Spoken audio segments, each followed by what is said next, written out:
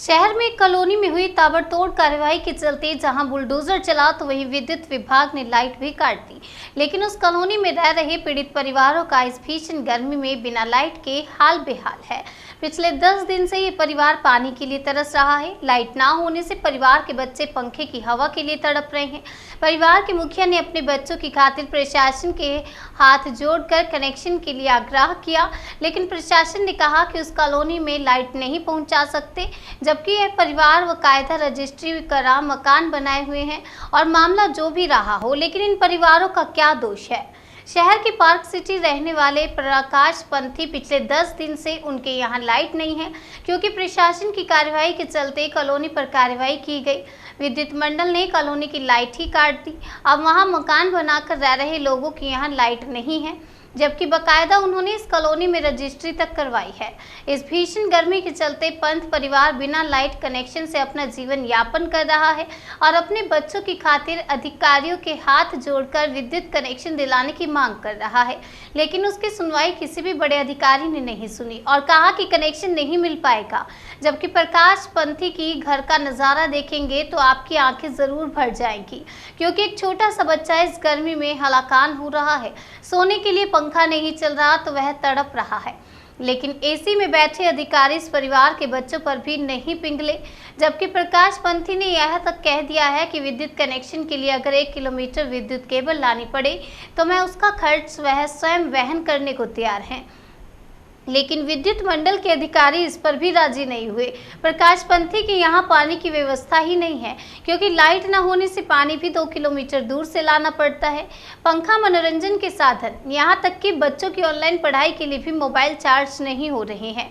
ऐसे में परिवार जाए तो जाए कहाँ, जबकि पड़ोस में रहने वाले कई लोग अपना ठिकाना बनाने और कहीं और चले गए। लेकिन प्रकाश पंथी ने बकायदा एक पाई जोड़कर उस कॉलोनी में अपना घर बनाया था। विद्युत कनेक्शन न होने से वह परेशान है। उसने अधिकारियों से मांग की है कि मेरे बच्चों पर तरस खाकर मुझे विद्युत कनेक्शन दे। मैं अधिकारियों का शुक्रगुजार रहूंगा। 8 दिन से नहीं है और मैं 8 ही दिन से विद्युत मंडल के जो प्रभारी अधिकारी हैं पांडे जी के कंटिन्यू चक्कर लगा रहा हूँ। फिर मैंने कलेक्टर साहब को उससे भी फ़ोन पर बात की थी, तो उन्होंने कहा एसडीएम साहब से बात कर लो आप। तो एसडीएम साहब ने सीधा पल्ला झाड़ते हुए सीधे शब्दों में सच बोल दिया कि मैं विद्युत मंडल के मामले में कुछ नहीं बोल सकता। आखिरकार लाइट कैसे कट गई आपकी, क्या कारण? तो वो जो कॉलोनाइजर के जो भी मामला है अवैध वगैरह, तो ये मुझे कोई जानकारी में नहीं है वो क्या मामला है।